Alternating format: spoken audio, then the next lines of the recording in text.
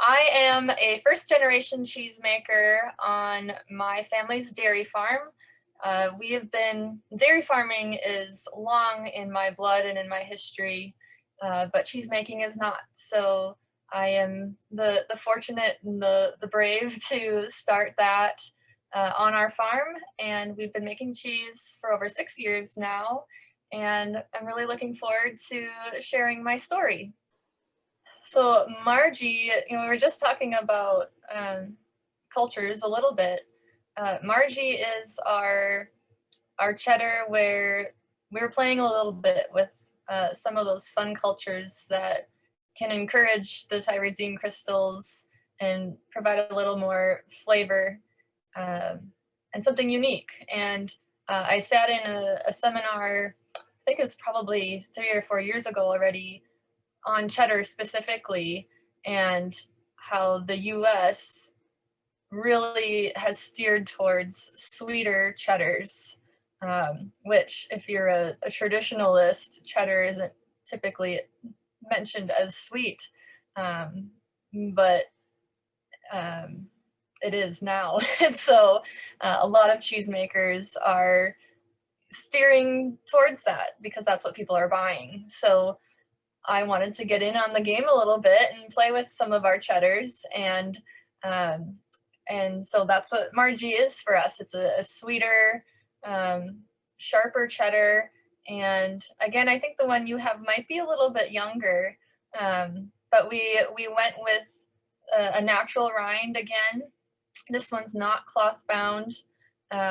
We let the mold grow directly on the outside of the wheel just to create a new texture and new experience for the eater. And Maggie, or Margaret, is my youngest sister, and I always called her Margie. So this cheese was named after her, but really has become one of our more popular cheddars as it develops and ages out. And it's fun to have two different cheddars. I mean, the Lucky Linda is much drier and less sweet than this is, so it's fun to have the two to kind of compare, especially when doing tastings or pairings with others, to show that there are differences. So when someone says they want a sharp cheddar, well, what do you mean by that? What do you define as sharp or creamy, or all those defining words? So having two different cheeses that they might consider the same because they're both cheddar, and then tasting different is kind of fun. Typically, when I'm going through the pairings, I've done a lot of cheddars in the past, so I have some go-tos, and I like spiciness to it. And when I tasted this cheddar, one of the first things that came across was there's a nice buttery flavor, but the sharpness in here has got that little bit of a lemon lime, but the salt is beautiful. Cool. It's got such, it's that having that little bit of that saltiness that I think really brings out more of the salty butter, but the tang, it works in there. So when I tried that, I was thinking about, well, what am I going to pair with this? And then I have another local brewery or cidery. This is Cigar City Cider and Mead, and this is their apple pie cider. And I thought, that would be really fun. And honestly, those two together are a meal. Oh, there's the saltiness with the apple pie, and this tastes like an actual apple pie that you're drinking. So they go really well together. But they don't work as well with what I paired with it. And I thought that was kind of funny because it just, I was looking for something spicy. And so I grabbed Bonnie's Jams. And this is her red pepper jelly. So it's got some really nice heat, but really you taste the red pepper with a little bit of spiciness to it. And to cool it down a little bit is the Effie's, the corn. I think corn, kind of like cornbread with the spiciness, and also having all that tanginess in the cheddar, is a lot of fun. So that's what I did. I like it.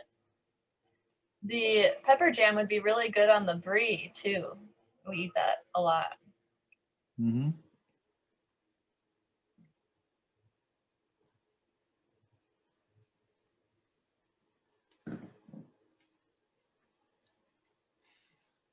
It's not bad. it because there's so much sweetness that it actually makes everything that makes the apple Granny Smith instead of being like a Macintosh sweet. Sure. So it changes the complexion of it. If you Good like dessert. tang, it works out really well, but it's almost pucker tang.